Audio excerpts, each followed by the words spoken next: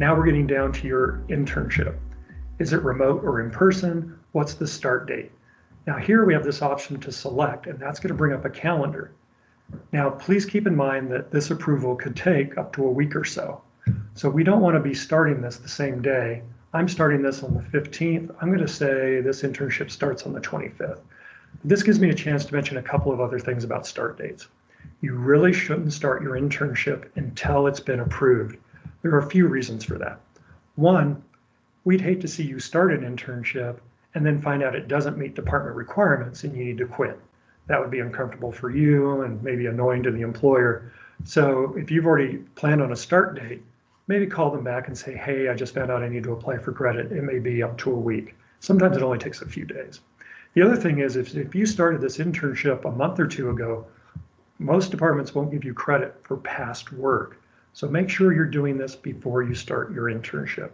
One last thing, if it's an unpaid internship, you get the university's workers' compensation coverage, and that coverage will not kick in until you've been approved and registered. So let's make sure that start date is after we start the application. The end date, a lot of students come to me and say, well, they're not sure of the end date. Usually it's going to be the end of the semester. So I'm going to use this calendar tool, and I've looked at this enough. I know the last day of the spring 21 semester is March 8th. Click that. Now, if you happen to have an internship that goes for 2 semesters or 3, that may be one internship to the employer, but we would need you to fill out a separate application for every semester in which you're seeking credit. So do use the semester you're looking at and the end date for there. How many hours a week? Usually 10 or so. Put in your schedule. Is this learning type paid or unpaid? Now, if it's paid, we're going to ask about compensation. Sometimes it'll flash like that. Don't worry about it. That's common. And we're going to ask you if you're paid hourly or through a stipend. Now, a stipend, if you haven't heard of that, is when instead of paying you hourly, they'll give you a lump sum for the whole internship. And those range wildly, but I've seen some for about $500. Often comes from an employer who can't afford to pay you hourly, but doesn't want to give you nothing, so they're giving you something, and it all helps. You could put in the amount here, and you're ready to go. Now, let's go back and say it's unpaid. As I just mentioned a moment ago, if you're in an unpaid internship, you are eligible for the university's workers' compensation coverage, which is a type of insurance which would cover you for injuries incurred doing your duties of your internship. Now, this will come up. It's a document with several pages. I'm just going to go quickly through the first page once it loads. And again, I'm going to zoom in so you can get a little better look at it. I'm going to ask you specifically to focus on the bottom half of the first page.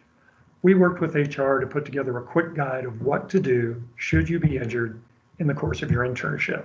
You can read through these, be aware of what to do. We strongly urge you whenever possible to call in first to start a claim, and they're going to help you with the process, how to get care, and maybe even where to get care. So do read through this. The rest of the instructions are in here, as well as locations of where you can get care. The last page, like the financial responsibility agreement, has information we don't need you to fill out because it's all in the application. So I'm going to go back to the application, say, yeah, I read that, I agree. There are several options to tell us how you found your internship, and now we're getting to your employer. Now, here's a different kind of box that has choose filter and this magnifying glass. When you go ahead and just try to type in your employer, and I'm going to use the city of Denver. And it actually comes in as the city and county of Denver. If they give you another option that seems to be it, go ahead and click that. That's the way it's in our system.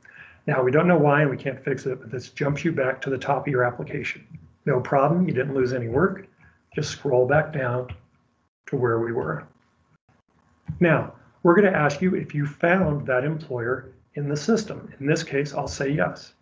Now, if they're in our system, we may already have your internship in there, and you can use this drop-down menu to choose the one that works. Now, if you don't see it in there, leave this blank, and you're going to have an option to say, nope, I didn't find it, and you can put in a new internship that maybe we don't know about, and it's great, we just added a new position.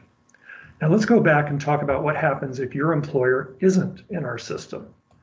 So let's just say it was NART. oh, there is something similar, but I'm going to say it's not the one I have and say, no, we didn't see them. In that case, clear this field out, leave that blank, and come down and put the new employer in here, and we want their address, and you can put in the position that you're in.